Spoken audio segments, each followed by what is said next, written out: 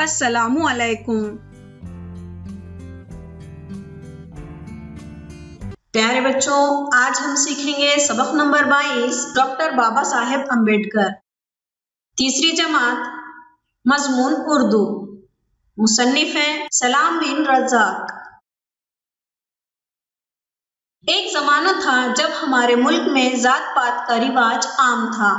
بہت سے لوگ دلتوں کو کمتر سمجھتے تھے۔ انہیں کنووں، جھیلوں اور تالابوں سے پانی لینے کی اجازت بھی نہیں تھی۔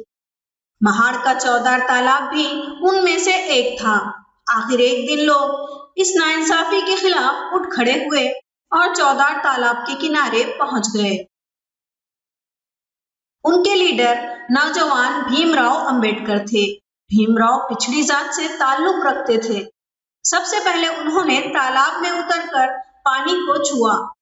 دوسرے لوگوں کو بھی حوصلہ ملا اور انہوں نے بھی ایسا ہی کیا۔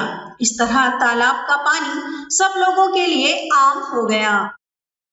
ڈاکٹر بابا صاحب امبیڈکر کا اصل نام بھیم راؤ سکپال تھا۔ وہ سن 1891 میں مدھیہ پردیش کے ایک گاؤں مہو میں پیدا ہوئے۔ ان کے والد رام جی سکپال فوج میں ملازم تھے۔ بعد میں ملازمت ختم کر کے وہ ساتارا میں آباد ہو گئے۔ بھیم راؤ نے اپنی ابتدائی تعلیم یہیں حاصل کی۔ پچھڑی ذات کا ہونے کی وجہ سے انہیں تعلیم حاصل کرنے کے لیے کئی رکاوٹوں کا سامنا کرنا پڑا۔ اسکول میں انہیں دوسرے لڑکوں کے ساتھ بیٹھنے کی اجازت نہیں تھی۔ ان کے اسکول میں امبیڈکر نامی ایک استاد تھے۔ وہ بھیم راؤ کو بہت چاہتے تھے۔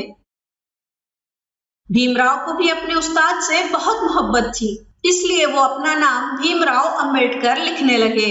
ابتدائی تعلیم پوری کرنے کے بعد وہ اعلیٰ تعلیم حاصل کرنے کے لیے انگلستان چلے گئے۔ انگلستان سے لوٹنے کے بعد ڈاکٹر امبیڈکر نے ملک سے ذات پات کی تفریق کو مٹانے کا پکا ارادہ کیا۔ اس زمانے میں دلتوں کو مندروں میں جانے نہیں دیا جاتا تھا۔ ڈاکٹر امبیڈکر کی کوششوں سے ان کے لیے مندروں کے دروازے کھل گئے۔ ڈاکٹر امبیڈکر کہا کرتے تھے کہ سماج میں عزت کی زندگی گزارنے کے لیے تعلیم حاصل کرنا بے حد ضروری ہے۔ انہوں نے بہت سے اسکول اور کالج کھولے۔ عورتوں کی تعلیم پر بھی توجہ دی۔ ڈاکٹر امبیڈکر ایک اچھے قانون داں تھے۔ آزاد ہندوستان کا دستور بنانے کے لیے ایک کمیٹی بنائی گئی تھی۔ وہ اس کمیٹی کے صدر تھے۔ ملک کا دستور بنانے میں ان کا بڑا حصہ تھا۔ 6 دسمبر سن 1956 کو بھارت کے اس عظیم رہنما کی موت ہو گئی۔